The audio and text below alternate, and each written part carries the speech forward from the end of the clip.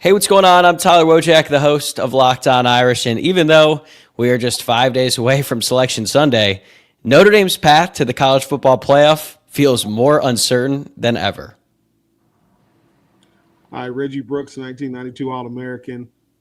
I'm really concerned with this drop from 9 to 10 without very much explanation.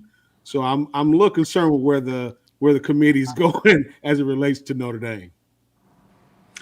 I'm Alan Pinkett, two-time All-American, and you can book it. Notre Dame is in.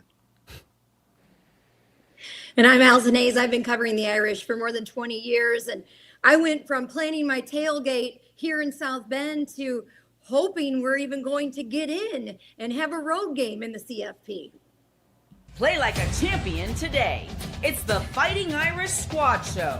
Everything Notre Dame Fighting Irish every week. Breaking down the biggest news and game-changing plays the way only Locked On Podcast Network can. Wake up the echoes. The Fighting Irish Squad Show starts now. All right, well, we have a lot to talk about tonight. It is championship week, and it's a time for us to preview what this weekend is going to look like for Notre Dame as it sits back now, falling from number 9 to number 10 in the latest CFP rankings that came out today. Tonight, we're going to talk about that fall and being on the bubble and what does this mean moving forward. How do these championship games this weekend impact Notre Dame? And is there a chance that the Irish could be out altogether? And a lot of talk about strength of schedule moving forward. Could teams choose the easy route? And where does that leave the Irish? Plus, if Love doesn't win the Heisman, who should? And will any Irish players take home any of the national awards? Before we get into that, though, our title sponsor tonight is brought to you by Game Time. Download the Game Time app, create an account, and use code LOCKEDONCollege for $20 off your first purchase. Okay, guys, first things first, the CFP rankings came out tonight, and the big bomb was dropped. Notre Dame falling from number 9 down to number 10, despite beating and dominating really for essentially 3/4 of that game, more than 3/4 of the game against Stanford in the regular season finale. Notre Dame comes in at number 10. I'll rattle off some of these numbers for you just as a recap. Number 9, Alabama moves up a spot. Oklahoma stays put. Texas A&M falls 4 spots to number 7 after suffering its first loss this weekend to Texas. Ole Miss moves up a spot despite losing their head coach, Lane Kiffin. Interesting there. We'll talk about that in just a bit. At number 5, Oregon moves up a spot. And number 4, Texas Tech also moves up a spot. Number 3, Georgia. Number 2, IU. Number 1, Ohio State. While BYU, Miami, Texas, all coming in at 11, 12, and 13, sort of on the outside looking in. Don't forget Vanderbilt at 14. So the committee talks a lot about the eye test versus metrics, and Alabama, I guess, has the advantage over Notre Dame and Miami in the metrics, and that's a lot of different things, but mostly strength of schedule and record strength are 2 of the core metrics that they are evaluating. And ND's strength of record is at number 13. Alabama's is at number 8. But their strength of schedule is at number 8, while Notre Dame's is all the way down at number 42. But clearly, the Irish would hold the eye test advantage, as have been playing great, 10 straight wins. It's just these 2 teams have been hotly debated. The CFP chairman said tonight on the unveiling, that Alabama and Notre Dame had been highly contested. Some teams very much pro Alabama, some teams very much pro Notre Dame. And they said ultimately they gave Bama more credit for their win versus a 5-7 Auburn team because it was a rival and it was in a very tough road environment at Jordan-Hare. I don't know, for me, you guys, this sucks. I just can't believe it. I know Notre Dame started 0-2. We thought their chances were completely eliminated. They rattle off 10 straight wins. They've looked completely dominant in pretty much every one of those 10 straight wins, all by double digits. And then here we are And it feels like now there's a chance Notre Dame may not even make the CFP, and all of that was for nothing. I need you guys to talk me off the ledge here a little bit, please. I think Notre Dame is safe at number 10. Remember, you still have a conference championship game between Georgia and Alabama. Right now, Georgia's favored. If Alabama loses that game, does a 3-loss SEC team make it to the playoffs? And does that afford Notre Dame the opportunity to go back up to 9 or to 8? We'll just have to wait and see. The other thing that was sort of apparent to me is that they didn't want to have 3 Big Ten teams in the top 4 all having byes. So they conveniently moved Texas Tech in there, although I think Texas Tech is worthy. But I guess they didn't like the optics of that. Other than that, I think that Texas A&M going down to 7 I can understand that. But if you look at the games, if it was decided today, I'm not crazy about some of the matchups. Alabama playing Oklahoma again, Notre Dame playing Texas A&M again. And I don't think they can use the excuse of dinging Ole Miss for losing their coach, because Tulane lost their coach, North Texas lost their coach, and James Madison lost their coach. So whatever that amendment was, they just threw that sucker out. Well, I mean, I'm not really overly concerned about where Notre Dame is right now. I mean, again, there's some things that could happen that could definitely knock Notre Dame out. But I think, again, Notre Dame did what they needed to do to get themselves in the playoffs. Yeah, it would be nice to move up, but I think, again, just if they can hold serve, they did what they needed to do in terms of how they performed over these past 10 weeks, 10, 12 weeks, with the byes. And they've shown up, and I'm not against Alabama. And I think, and Tyler kind of touched on this before. I think there's a buffer in there. That's what, this Alabama deal, because they're in the SEC championship. And let's be honest.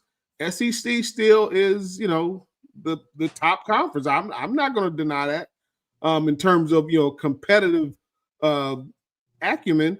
But, and I think, again, they don't want to penalize the SEC team. And Alan, you kind of touched on it as well.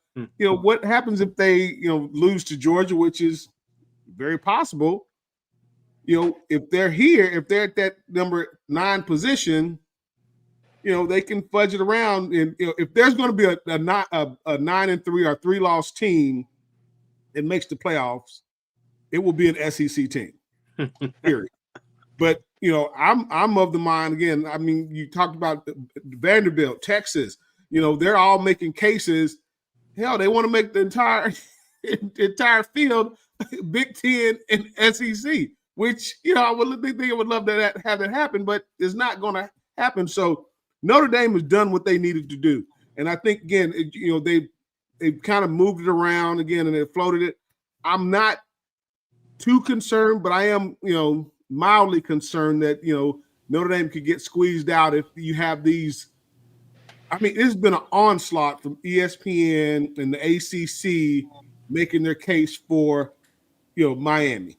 And I get the head-to-head deal, that thought process, that's fine. But you're not even in your own conference championship.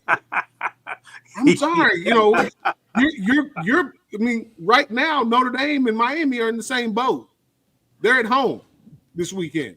So I would find it a little curious if, that Miami can jump Notre Dame from being at number 12 to jump up over Notre Dame as it's been. If they're going to keep consistency in terms of how they've, navigated this whole process, that one, I don't see that happening. That would be very disconcerting if they were all of a sudden, oh, well, hey, Miami is the highest ranked ACC team.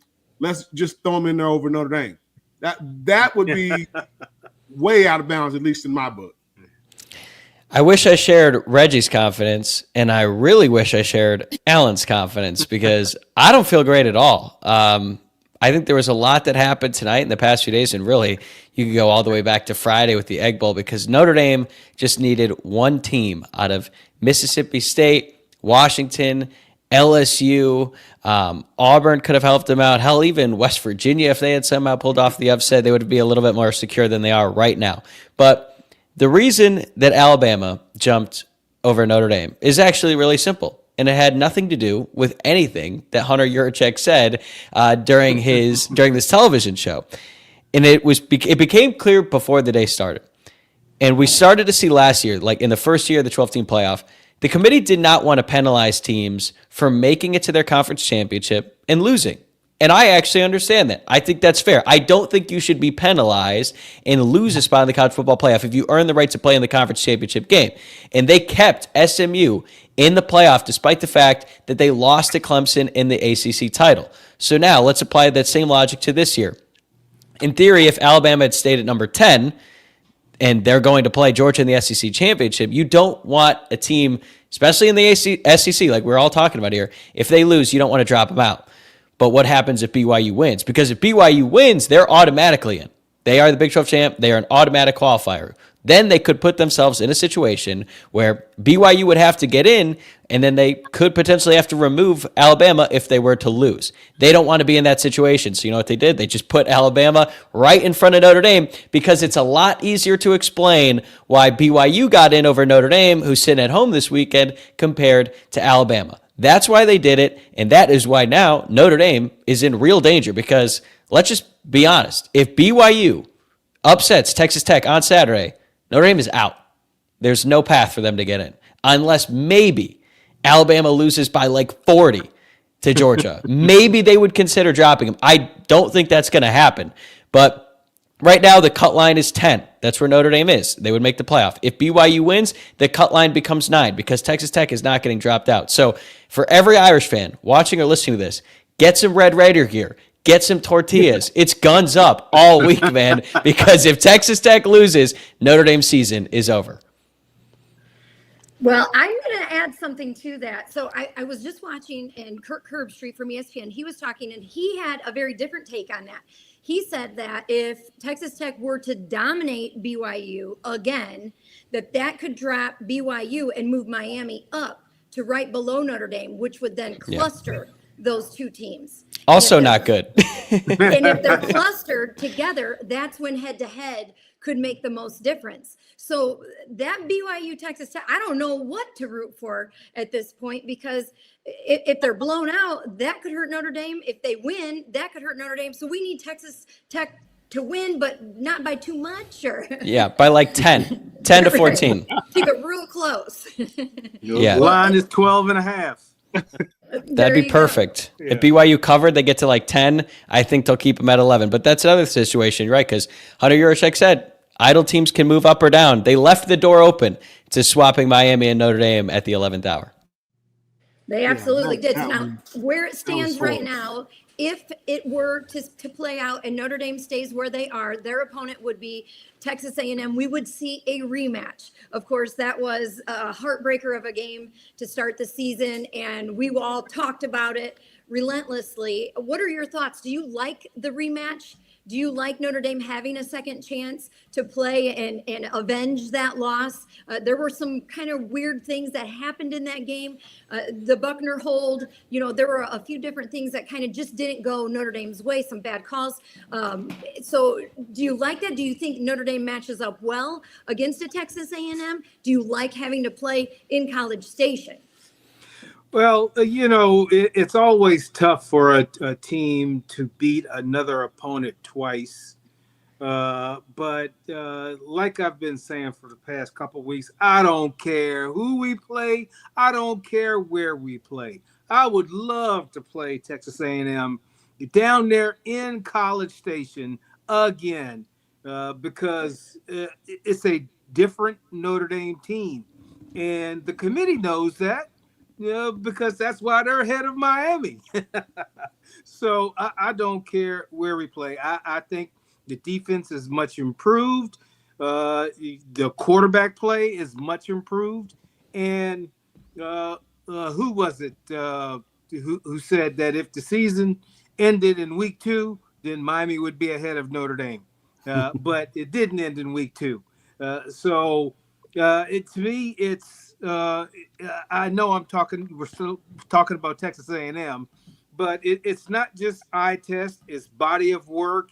There's some other metrics in play that I heard, strength of schedule. They even use, if Notre Dame faces one of these opponents, who would be favored? And the only teams that were favored over Notre Dame were Ohio State and Indiana. So the metrics are working. But again, I'll reiterate, I don't care where we play. I don't care who we play. All you want to do is get in. Yeah, I agree. Again, it said I thought win and you get in, but that that went by the wayside. And again, I have to agree with Tyler on that whole point about them. That the commissioner of the CFP leave the door open. Oh, teams can move if they're idle. Yeah, I didn't like that. I didn't like that language because again, it's like, how do you penalize a team, especially teams like I said that you're looking at as it stands now? That because Oklahoma's not going to be Texas A&M, Oklahoma, Mississippi, Alabama, Notre Dame, Miami, Texas. These teams are not in championships. So Alabama, I can see again. They want to make sure they don't penalize them, so they bumped them up. Get that, but the BYU, the Miamis, the Texases, the Oklahomas, Texas A&M, Ole Miss. Like, why should there be any movement if teams that aren't playing?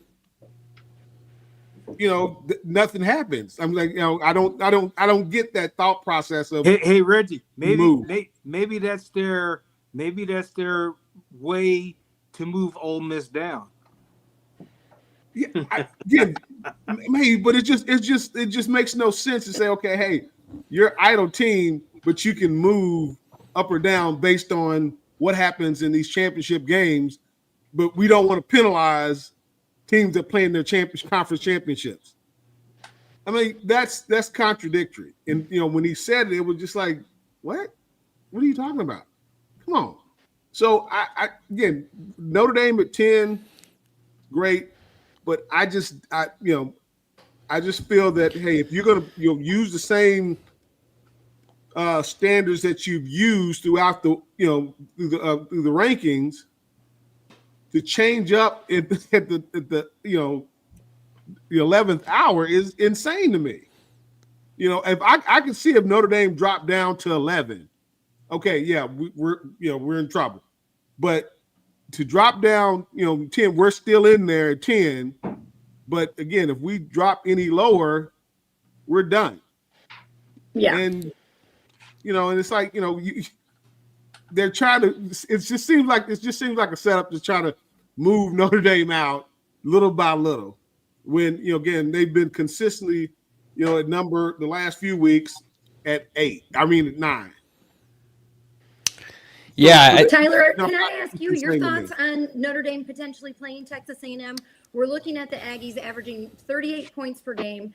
They're rushing an average of 195 yards, and that's between Reuben Owens and Marcel Reed, their quarterback. And, of course, those are their two leading rushers. And Reed, he's averaging 250 yards passing, 25 touchdowns this season, 8 interceptions. He's got 6 rushing touchdowns. The Aggies are 86% in the red zone for scoring. Do you like the potential of a rematch for Notre Dame and Texas A&M? I'm going to be honest. I cannot even really think about a rematch with Texas A&M right now without just getting insanely frustrated that Notre Dame didn't beat them the first time. Because if they beat them the first time, we wouldn't have to deal with this situation. Seriously, it's almost fitting that now, as we sit here 5 days before Selection Sunday, that it goes back to Notre Dame, Texas A&M. Because, look, I've said this before, and it might be an unpopular take. For as much as we can complain about the fact that Notre Dame might not make the college football playoff. It does feel like they're getting set up to not make it because now there's this trap door if BYU were to win or if they were to drop BYU and then flip Notre Dame with Miami at the last second. Like, look, that'd be really frustrating. We'd all be really disappointed. We all believe that Notre Dame is capable of winning a national championship, but they put themselves in this position by starting out 0-2. Like, if Notre Dame doesn't make it, it's really their own fault because they should have beat Texas A&M.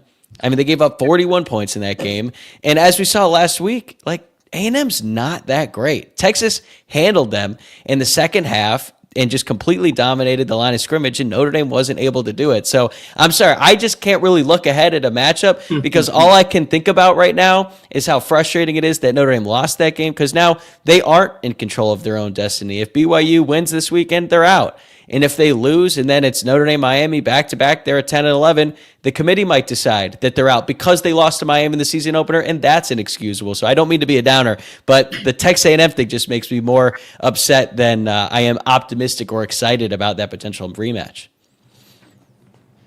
Hey, I'll throw this in. You remember last year that Oregon beat Ohio State in the regular season, and then what happened when they had the rematch? Ohio State served that ass up. So sometimes I think we'll be fine again. At least in my mind, I think we'll be fine against Texas A&M because I think our offensive line is much improved, and running game, and they're not a very disciplined team. They will make those mistakes. The penalties, the personal fouls. They have a little a lack of discipline in regards to the way they play. And I think that's the reason they lost to Texas. They were, like I said, all that jawing and getting up in people's face. And it's like, hey, focus on the task at hand and don't let yourself get sidetracked, which they did. And Marcel Reed, hell of a quarterback, but he takes a lot of chances with that football. And so, he will make some mistakes in the passing game. And, we have our defensive backfield much improved. You got guys that can, like I said, will take that ball away and put 6 on the board the other way. So I would say that rematch would work in our favor, at least in my opinion. I lean in that direction now, too. And a few weeks ago, I didn't feel that way after watching. And, it's probably not fair to judge Texas A&M so strongly based on just one loss to Texas. But early on, I felt, I don't know if I want to see them play again. But right now, as it stands today, I think Notre Dame would beat Texas A&M. I'm not concerned about playing in College Station. They've already been there. We've already done that. It is an incredible college football environment, but it is not one that is intimidating by any means, and Notre Dame has already been there and experienced it, so they don't have an advantage in that sense either. And I think you touched on it, Reggie. This offensive line, our quarterback, the run game, our defense, everything has greatly improved since they met up in that second game of the season. And I think this is a completely different Notre Dame team. So I do feel good. If Notre Dame gets in, I do feel good that the Irish would be able to beat Texas A&M and avenge their regular season loss. All right, let's take our first break. And when we come back, we can just finish up any thoughts we have on championship weekend and how those could impact Notre Dame getting in, not getting in, being on the bubble. And then we'll also talk about the strength of schedule. That's been a big topic of conversation the last few days. How does that affect Notre Dame moving forward? Will teams be afraid to schedule Notre Dame if it could hurt their strength of schedule for non-conference? We'll be right back. Today's episode is brought to you by Omaha Steaks. The holidays always feel a little easier when you already know the perfect gift, and Omaha Steaks makes it almost too simple. Whether you're treating yourself this season or sending something memorable to family and friends, Omaha Steaks delivers handcrafted perfection right to their door. And this week is the best time to jump in because their cyber sale is here and the deals are huge. I've given Omaha Steaks as a gift before, and the reaction is always the same. Excitement when the box arrives and even bigger smiles when everything hits the grill. The quality is exactly what you hope for. Incredibly tender steaks, rich flavor, and meals that make hosting or weeknight cooking easier. And the variety is very underrated. Steaks, burgers, comfort meals, sides, desserts. It's one of those gifts that truly fits anyone. Honestly, it's the kind of gift that brings people together, and you don't need to guess anyone's size. Save big on unforgettable gifts with Omaha Steaks. Visit omahasteaks.com for 50% off site-wide and an extra 20% off select favorites during their cyber sale. And for an additional $35 off, use promo code COLLEGE at checkout. That's omahasteaks.com, promo code COLLEGE. Terms apply. See site for details. All right, Tyler. So I was hoping to be able to ask you after today, was there going to be any path where Notre Dame could still possibly host? We already know the answer to that. That is no. So now the question is there really realistically a chance that Notre Dame could fall out completely? And we've kind of touched on that, but just kind of a final thought. Is there, do you think, realistically, do you think that is going to happen, or do you think Notre Dame can squeak in? We know Alan and Reggie have the positive. They're hoping for Notre Dame. They think Notre Dame's going to do it. I wanted to feel that way, but I'm feeling very nervous at this point. You know, I'm pretty conflicted because there's some things that would suggest that Notre Dame is good, and then there's others that would say that they actually probably won't make it. So I've already laid out. If BYU wins, they're out. That's end of discussion. Unless, again, Alabama loses by 50 this weekend, which I don't think is going to happen. However, how does Miami play into this? Like I said, Yurchek on the TV show with ESPN said that idle teams could move up and down. He sort of dodged the question, but he had a teleconference after the television show with more media members. And this quote has been circulating online while we've been live. So I'm going to read it to you. You guys probably haven't seen this yet. This is from Yurchek when asked about the comparison between Notre Dame and Miami. Quote, "The head-to-head is one data point the committee will use, and it's easier to use when the teams are back-to-back in the rankings as opposed to when they're separated by a team or two or three, as has been the case," which certainly suggests that if BYU does lose on Saturday, say they get blown out, they'll likely drop. That puts Notre Dame at 10, Miami at 11, and it sounds like all of a sudden head-to-head is going to matter a little bit more. But the committee did this to themselves because now they put themselves in a lose-lose situation, because if they end up picking Notre Dame over Miami, they're going to have to deal with the fallout of not really taking head-to-head into account. Or if they decide to flip Miami in the last week of the rankings, after Notre Dame had been ranked above them by several spots for over a month, it did nothing to change that. Then they're going to have to explain why they would make such a decision when both teams were on a bye and nothing changed. So due to their own actions, they can't win in this scenario. But frankly, it doesn't bode well for Notre Dame. So I think it goes back to what we were saying earlier. Root for Texas Tech to win by like 10. And in that case, it's a good omen for Notre Dame. And then, maybe they'll get some luck with Georgia going up against Alabama. But, the committee says one thing, does another. But Notre Dame is in a very awkward situation going into Saturday. I still feel strongly, though, because the head-to-head is just, like Yurchek said, one data point. There are other data points that Notre Dame is clearly stronger in, and eye test happens to be one of those. They've got another metric that they call it, but it's the eye test. I still feel pretty good, and this Yurchek has to say things that are going to be politically correct, and got to be able to keep everybody's hopes up.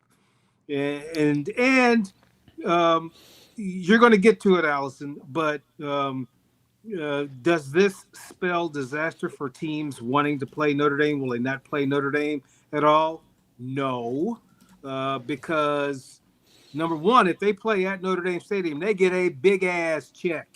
And number two, with the exception of this year, if they beat Notre Dame, it just promotes their standing so much for the college football playoff.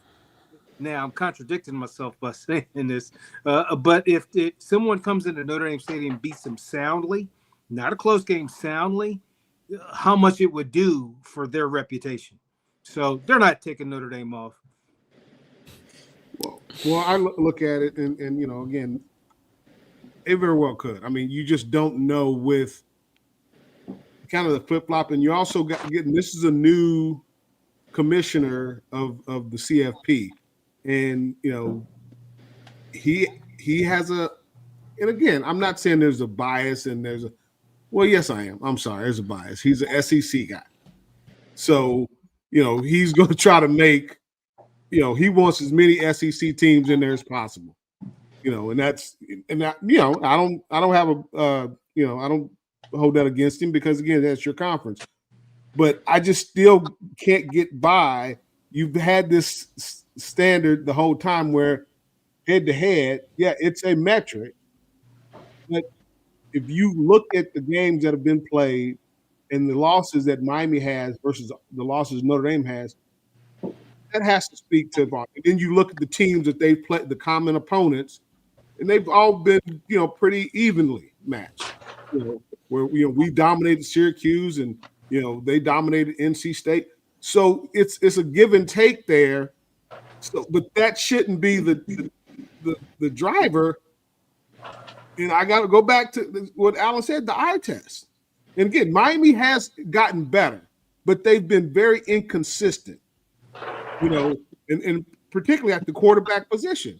You'll see, and even in Miami's last game, that Carson Beck throws an interception, and you're like, where did that come from? And you don't see a lot of that from CJ Carr now.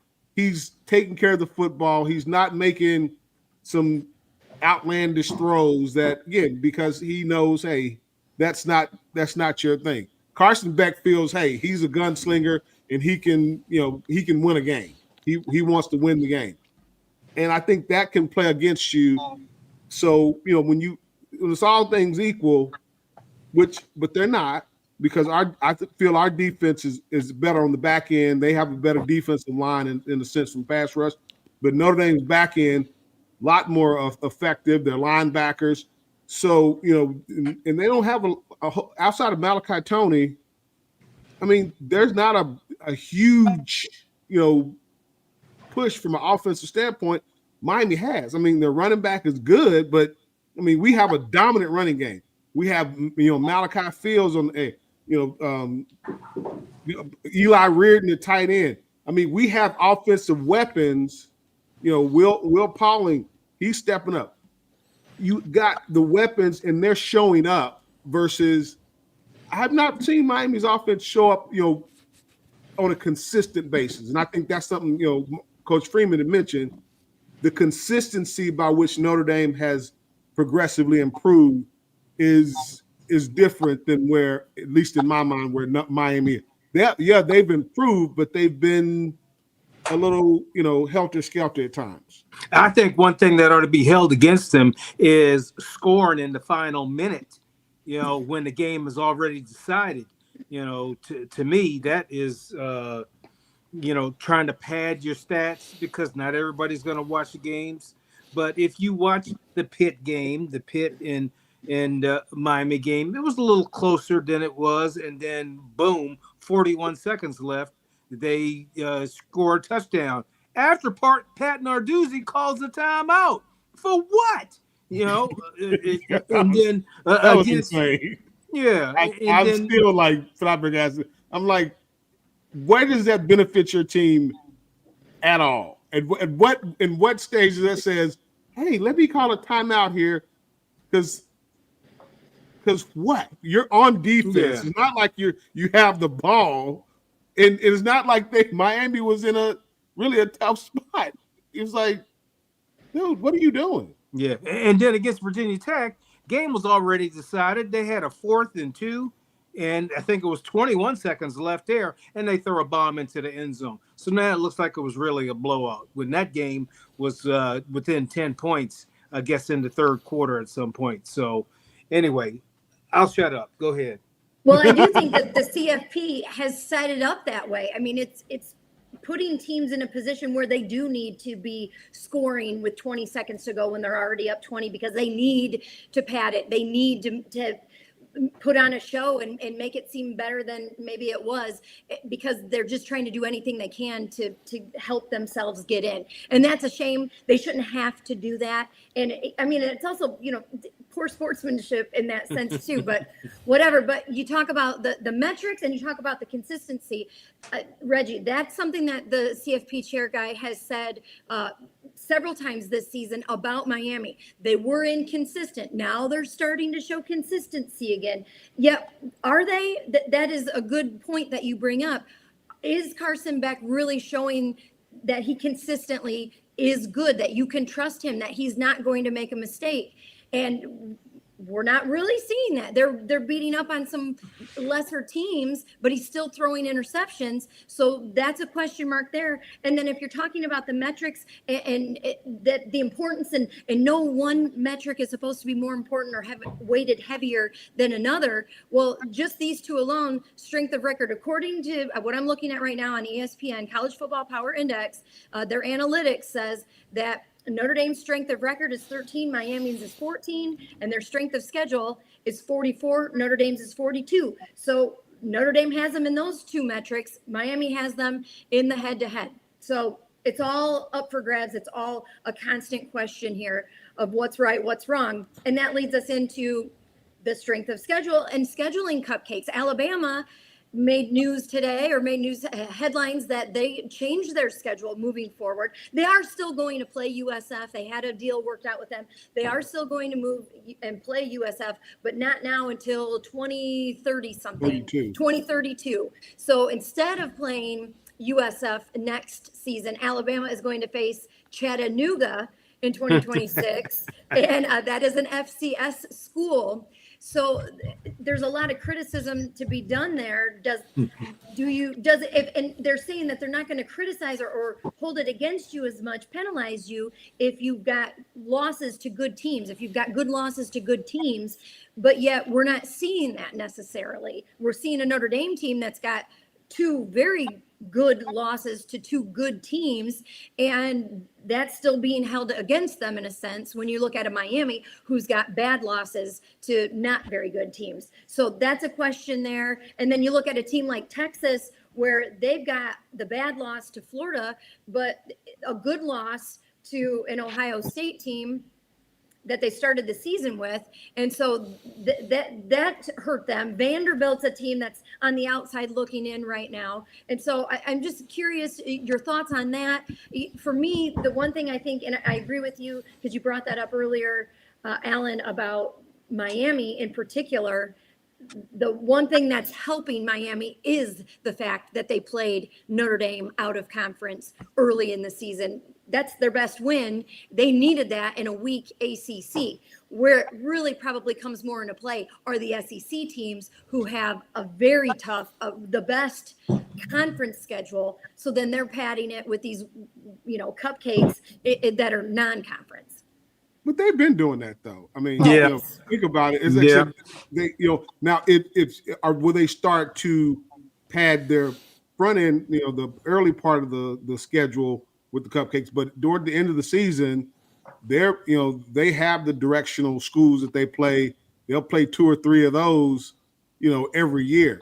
So I don't know if that's changing, but it's those early season games. And like I said, that's not good for college football, and it's not good for ESPN and ABC and these networks, because they want to have. I mean, the Notre Dame Miami game, that was huge.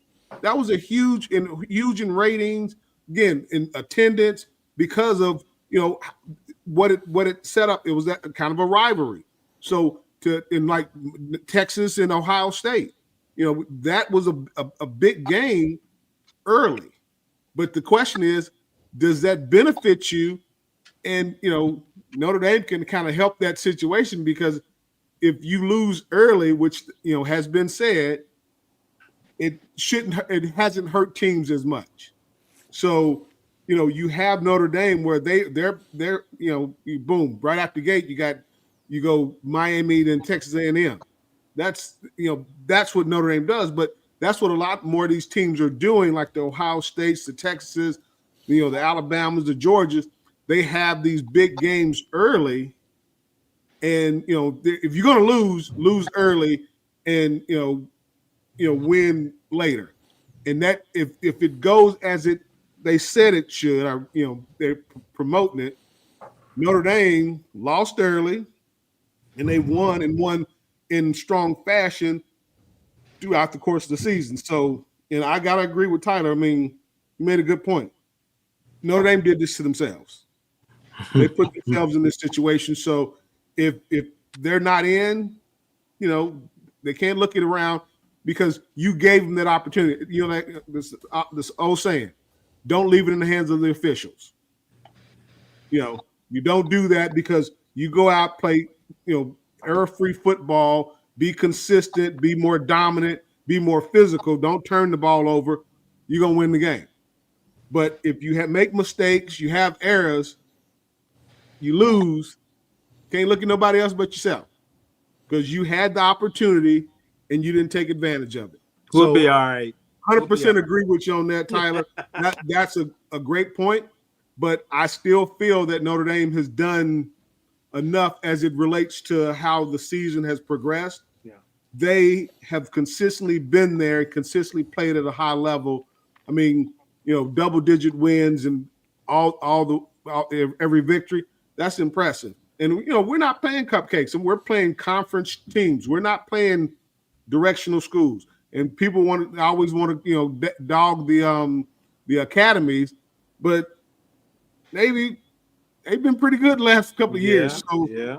you look at Notre Dame's schedule. Yeah, it's stronger than a lot of these conference schedules that they want to boast and brag about. Because one of the, we played a couple of SEC team. I played an SEC team, and we throttled them. So, for whatever that's worth. Yeah, I agree. And if there's any concern about teams scheduling Notre Dame in the future, I would just ask this one question. Can you name one example when athletic directors, conference commissioners, pretty much anyone in power in college football made a decision in which they would accept less money? Seriously, name one. And because I remember hearing about this back in 2014 in the first year at the 4-team college football playoff. They were like, well, if this is going to be a standings thing and we're going to get penalized for losing to good teams, especially non-conference teams that we schedule early in the season, we're going to stop playing them. It has been over 10 years. They have not stopped playing them. You know why? Because the television networks pay them a ton of money, and they will continue to play them. Also, something that doesn't get talked about enough, and I actually think that Notre Dame dealt with this last year. Fine, you want to schedule a cupcake slate year in and year out so that you're cruising? Well, you know what that means? You're not going to have a lot of good home games. And if you don't have a lot of good home games, fans are going to stop showing up. And last year, Notre Dame dealt with that. Their best home game was Louisville, which I was there. It was not the most fun game in the world. It was pretty, it was like misty rain the whole time. And their home slate, other than that game, was really boring. And Notre Dame had sold out every single game for decades. And last year, they were struggling with it. Next year, they might struggle with that as well because the schedule next year is not super exciting. I mean, you got Wisconsin in the season opener in Lambeau, and then your home slate is Rice, Michigan State, Navy, Boston College. You do get Miami, SMU, in Stanford, and then maybe we'll see USC. So, look, that's a one-off. I'm not saying that Notre Dame schedule is an easy schedule every year, but if that becomes a trend and other teams start adopting that, they're going to have trouble filling up the stadium. Then they really start to lose money. So, look, they could say they're going to stop scheduling them. I know Steve Sarkisian is going on this absurd campaign right now. I think it's all just a conversation for today because we're dealing with the committee right now. But as these teams plan their long-term futures, they're going to keep scheduling these big games. Hell yeah. They got to. Too much money, like you said. Yeah. Way too much money to stop. Yeah, the next time that an athletic director, a president, or a conference commissioner makes a decision where they'll take less money, it will be the first time and the last.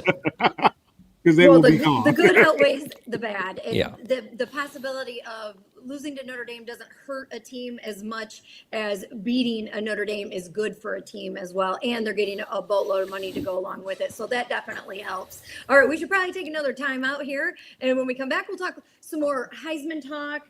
Has Love done enough? Did the Stanford game hurt his chances at a Heisman? And who do you like if he's not the guy? And also, was that a little controversial? Do you think that was an intentional dirty play there by Stanford with Jeremiyah Love? Today's episode is brought to you by Game Time.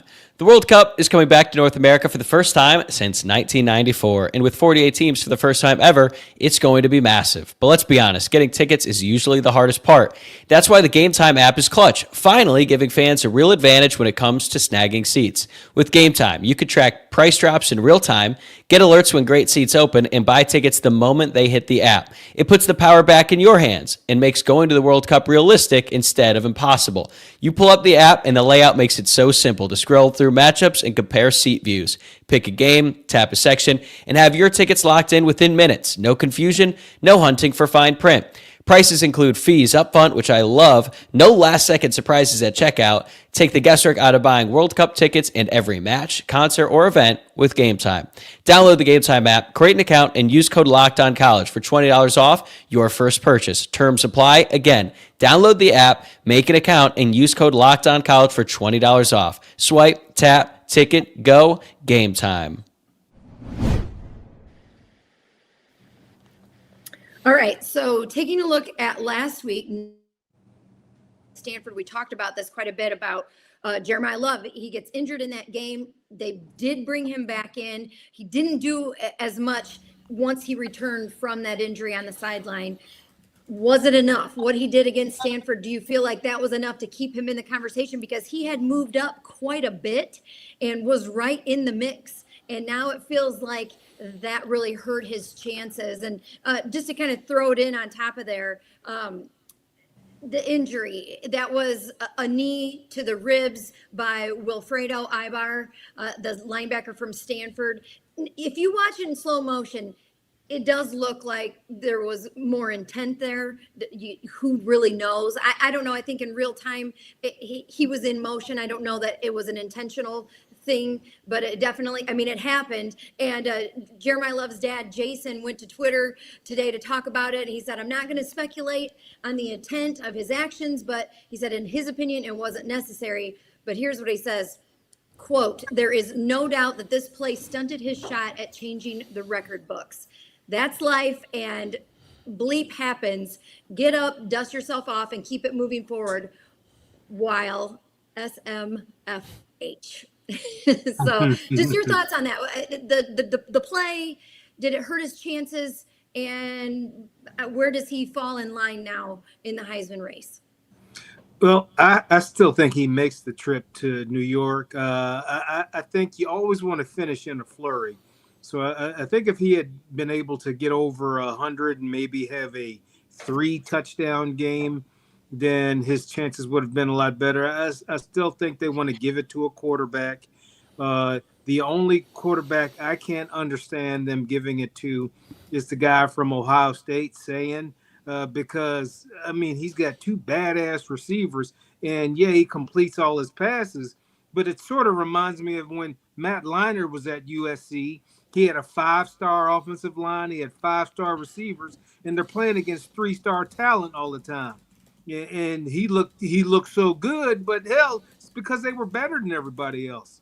And I think in Ohio State's case, they've just been better than everybody else. So I don't see anything spectacular that this Saiyan kid has done, but he's done a more than adequate job. But the kid from Indiana probably stands out, especially I think he had a Heisman moment when he beat Penn State at Penn State. That kind of sticks out. And kid from Vanderbilt, I think they just needed to win a few more games. Although he's got outstanding stats, they wouldn't have the record they have without him. But I think the kid from Indiana wins it. And then in regards to, was it a dirty play? Let me tell you something about defense. All those suckers are dirty. If they've got an opportunity to do something to you, stick a knee in you, grab you by your privates, stick their hand in your face mask, they're going to do it. That's just what they do. So was it intentional? I wouldn't. I would say yes, probably intentional. But every time they tackle you, they're trying to intentionally hurt your ass. So yeah, it was but you know that going in, any edge they can get or advantage they can take, they're gonna do it. Well, I think again that him not playing throughout that game, his early exit really hurt his case. I mean, because that was the game that the way it started, he could have gone for another 200 yards easy the way he was playing. I mean, his dynamic power run, getting, out of the backfield, receiving. So I think that really hurt him because again, I hate to say it, that was one of those stat games. That was a stat game that he could have really, lit it up, and you hate to see that. But I do agree that he should make the trip. I mean, the kid is just a dynamic player, and he's exciting. He's somebody. There's a reason teams are offering a bit of money to leave Notre Dame, and it's because he is a difference maker on the field. There's no doubt about it. As far as the play, I wouldn't say it was necessarily a dirty play. But at the same time, I've not seen people, maybe that's a different way of tackling, but the way he came in, people don't tackle that way. And, he literally just ran over there and fell on top of Jeremiyah. And it's like, why? He's on the ground. What are you doing? So, and I got to, to some degree, Alan, valid point. Vendors will do some stuff they will. Not good.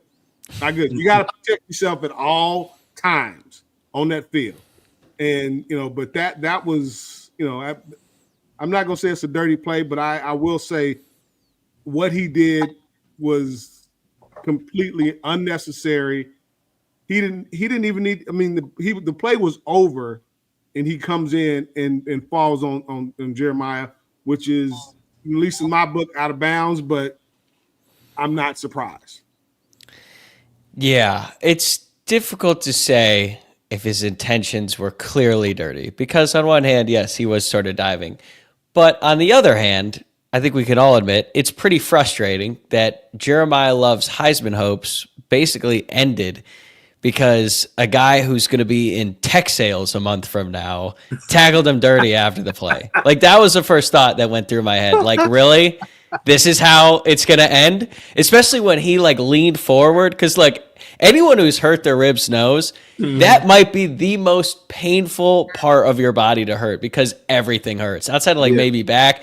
Laughing might be the worst possible thing you could do if you have bruised ribs. Now, fortunately, they're not broken. So if Notre Dame makes it to the college football playoff, they're not going to have a game for another 3 weeks. So in theory, he should be fine. But as soon as he tried to lean up and you saw him sort of writhing in pain, I didn't think he was going to come back into the game. But I was like, well, this is how his Heisman campaign ends. And credit to him for coming back in, trying to gut it out. But his only way of winning the Heisman would have been if he just lit up the stat sheet, gone for over 200 yards, 3 touchdowns, which is exactly what it looked like he was going to do before that play. So dirty or not, it is just incredibly unfortunate how it played out. And I'm really hoping that the people in charge of the Heisman Trophy still invite him to New York because the invitation alone is a huge honor. It's a big deal. He doesn't really have any chance of winning. He's plus 5,000 right now on the FanDuel odds. It's probably going to come down to the winner of the Big Ten championship, whichever quarterback wins that game. But man, what a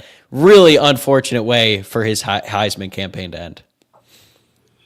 Also, just the thought that potentially, if Notre Dame doesn't get into the college football playoff, and they just have a regular bowl game, could we never see Jeremiyah Love play in a Notre Dame uniform again? I don't even want to say that out loud. He shouldn't play. That thought went through my head too in the moment when it happened. I was like, of course, too, because Notre Dame has had a horrible run with this where these generational talents, their junior year gets cut short. Now, fortunately for Notre Dame, they were able to get 12 regular season games out of Jeremiyah Love, but Benjamin Morrison got hurt in the middle of his junior season. Kyle Hamilton, same thing happened to him. So hopefully we get a few more games out of Jeremiyah Love, man, because it has been such a special treat to watch him play. Yeah. I will say, I do. I have to Go ahead. disagree with you a little bit on Julian saying, yeah, he has a lot of talent, but this kid is completing almost 80% of his passes. I mean, Look who he's throwing to. Right, but someone has to throw him the ball. Yeah. Let's you got some people that have some dynamic receivers, but can't get them the ball. So I always look at how efficient and effective a quarterback is, and 30 over 3,000 yards, 30 touchdowns, 5 picks. That's over dang near 80% completion percentage. That's pretty damn good, man. That's the most boring 3,000 yards I ever seen. Hey, he still got him. I'd like it, but and again, my number 2 is, like I said, it's gonna come down to the Big Ten championship. Because I got Fernando Mendoza, like I said, just a little bit lower, and it's because again, when you're a lot of times they're gonna give the award to the best player or the quarterback, the best team. And yeah, I'm not saying the kid is not good. The kid is good, but he got a lot of good around him. Yeah, he got a lot of great around him. I know what you're saying, but like I said, you got to have somebody that can get him the ball, and that's what he does. He distributes the ball. I'm a big believer in understanding the importance of a game manager. I don't need a dynamic quarterback that just throw it all over the yard. I just need a quarterback that's accurate, understands how to reads defenses, and gets the ball in the hands of his playmakers. And that's what that kid does. And the GOAT in football, quarterback wise, I still lean towards Joe Montana. But that's a whole nother story. But Tom Brady, consummate game manager. But he was accurate. He managed the game well because he wasn't running nowhere. Tom Brady was not going to run across the street. He had no athleticism. But, man, he could thread that needle. he could put the ball right where it needs to be. So, you talk about the Heisman. I mean, I'm leaning more towards Julian saying just because of, high completion percentage, over 3,000 yards and over 30 touchdowns. They played a few folks, so he's done his job. He's done his job and he's done it well. I do like that it's going to come down to the Big Ten championship, and I think that's fair. And you want to see the best player have the best game, and at that point, the biggest game of their season. I would love to see Mendoza get it just for IU.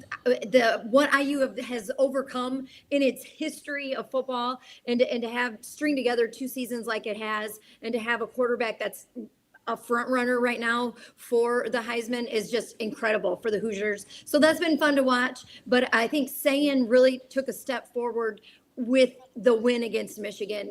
I know that Ohio State was the better team and should have won that game, but it should have won that game last year, and they didn't. And that's one of those hurdles you have to overcome. That was a monkey on Ohio State's back, and he was able to get them that win and lead them to victory. So I think that was big, and I think that gives him now the edge over Mendoza for the Heisman, and then it'll come down, though, to this game on Saturday. So it'll be fun to watch. And who do you guys think is going to win between those two, not just the Heisman, but the game itself? Do you think it's Ohio State is going to have the advantage and get the win?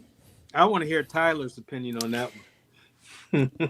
Don't sleep on Diego Pavia, I would say, because Indiana and Ohio State have really good defenses. If neither one of those guys plays that great, then Pavia might win it by default. And look, I know he's kind of like the Chad Powers of college football because he's like 35 years old playing. Yeah, he is. And his family is causing all kinds of drama to the point where I feel bad for Diego. Yes. But look, man, like that guy made Vanderbilt relevant. And obviously Clark Lee deserves a ton of credit too. And I understand that his personality might not be for everyone. But as I was sitting there watching college football to the point where I thought my eyes were going to bleed because I had to endure 4 quarters of an LSU offense when I was very, very intently rooting for them. I also had Vanderbilt and Tennessee on the side screen, and it felt like every single time my eyes shifted their attention to that game, Pavia was making an awesome play. And I don't know what it is. Like, defenders just can't seem to catch him in the open field. It doesn't look like he's running that hard or that fast, and yet defenders can't get an angle on him. And you look at his stats, I mean, nearly 900 rushing yards, over 3,000 passing yards. It would have been nice for if they had beaten Texas somehow, he'd probably be the favorite. But it's probably going to come down to the winner of the Big Ten championship. But given how good those defenses are, I could see a scenario where neither quarterback has a particularly great day. And then out of nowhere, here comes Diego Pavia, the quarterback for Vanderbilt, winning the Heisman Trophy. And honestly, considering Vanderbilt just had the best season in program history and they're still going to get boxed out of the playoff, I might be rooting for that because I love Clark Lee. I love what he's done for them. And I think a Heisman Trophy would be a nice consolation prize for them. Well, Allison, I'll do this. I'll agree that Julian's saying, based on his performance against Michigan, I got to give him his props. But the rest of the season, it was pretty boring to me because he had great receivers. And if you just put it in the area code, not near their hands, just in the area code, these dudes are going to go get it. But the Diego Pavia thing is a great story. And some of these writers love a great story, and he would definitely be one. And my only question is, what are the FanDuel odds for Diego Pavia? Plus 170. He's actually just a hair. So Mendoza is plus 160. He's the favorite. Pavia is plus 170, and Sayin is plus 220. I'm pretty surprised Sayin is third. I mean, again, it's a marginal difference, but there's some steam for Pavia. And you know what? Like, if you're going to have a Heisman moment, he got about as close as you possibly can in that game against Tennessee because he ran through, around, and over them in that game. So if it happens, it wouldn't shock me. If I had to pick right now who I think is going to win, I'd pick Sayin because I think Ohio State is going to beat Indiana. I'm with you there. I do like Diego Pavia too. He's been just he's the kind of guy I like in college football. I like that personality. Me too. And he's the opposite, Reggie, of what you talked about. He is going to go out there and he is going to win the game for them. And he has done that all season long. They've been trailing at times, and he at times felt like single-handedly willed them to get the win. So I've enjoyed watching every minute of football that kid has put out there on the field. Let's take our last time out. When we come back, we'll talk about some of those other awards that are up for grabs this season and where maybe some of the Notre Dame players or even coaches could win some of them.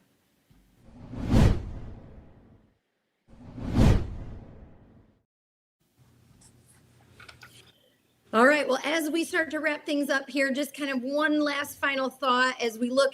It doesn't look like we're going to have a Heisman Trophy winner this year for Notre Dame, but do you guys feel like Jeremiyah Love now a finalist for the Maxwell and the Doak Walker Awards?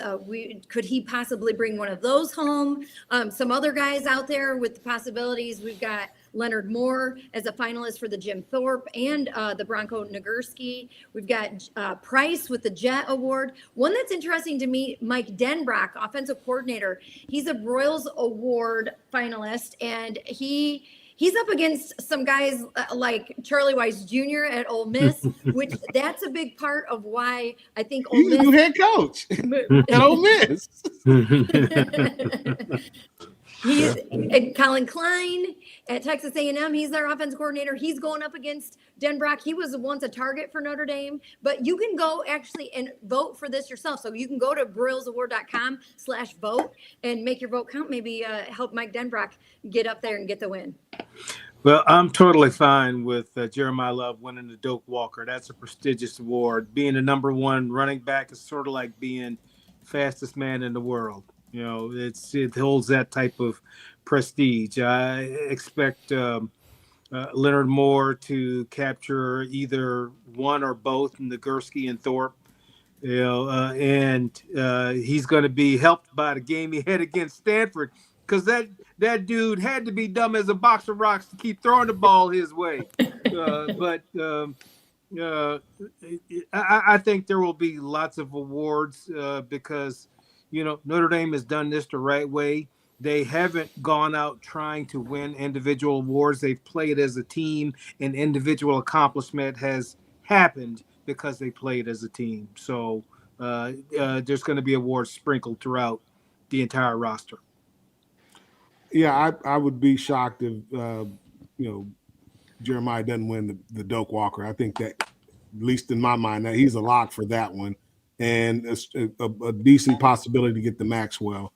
Leonard Moore, in my book, he should be a shoe-in for the Thorpe. I mean, he is by far the most dynamic shutdown corner in college football right now, and he continues to prove it week in and week out. And he's also a really good tackler, and people like, well, what is that? That is a lost art. Tackling is so important. And I've seen him so many times when he's running across the field, chasing the defender, even if they catch the ball, he's hitting and wrapping them up.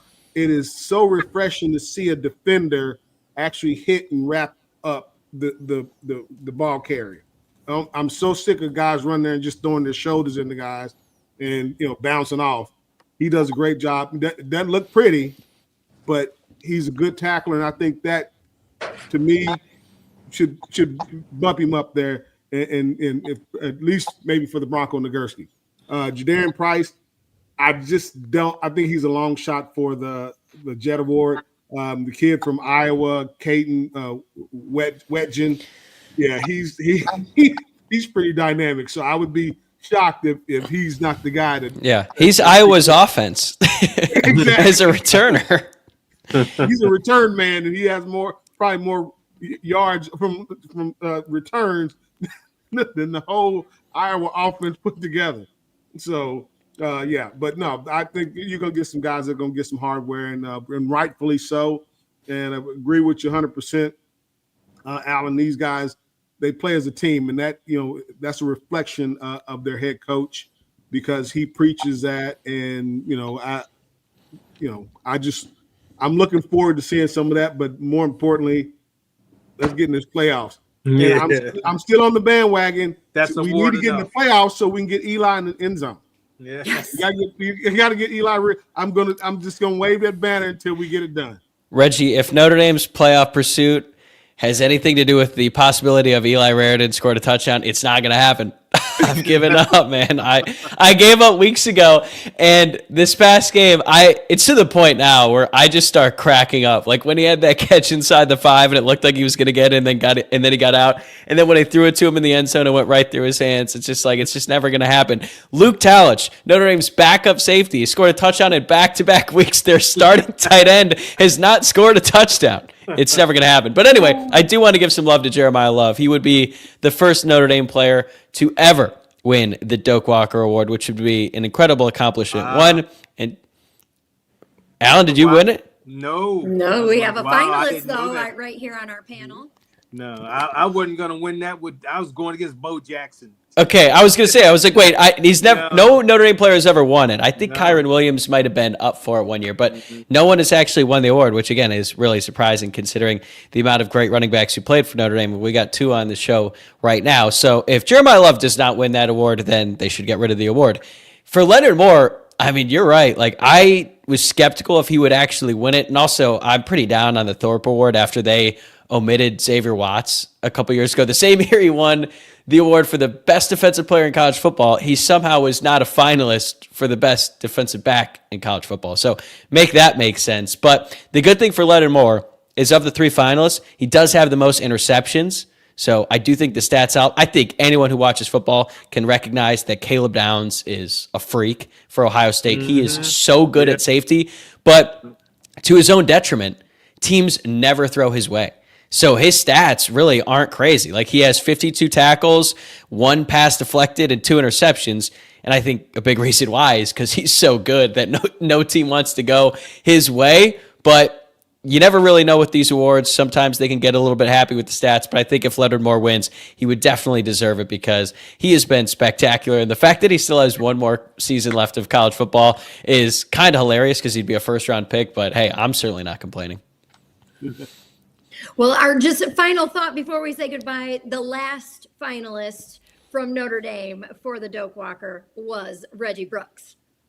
There you go. Whoa, Here we go. it was not. Dang, I thought it was one or two, but after me. Josh Adams? Was he a that's what finalist? I'm thinking Josh Adams, no.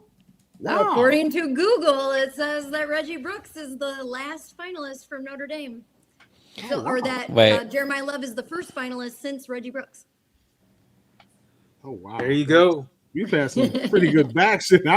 I'm like you. I was thinking Josh Adams, definitely. I thought he'd have been in the mix. Well, Wow. either way.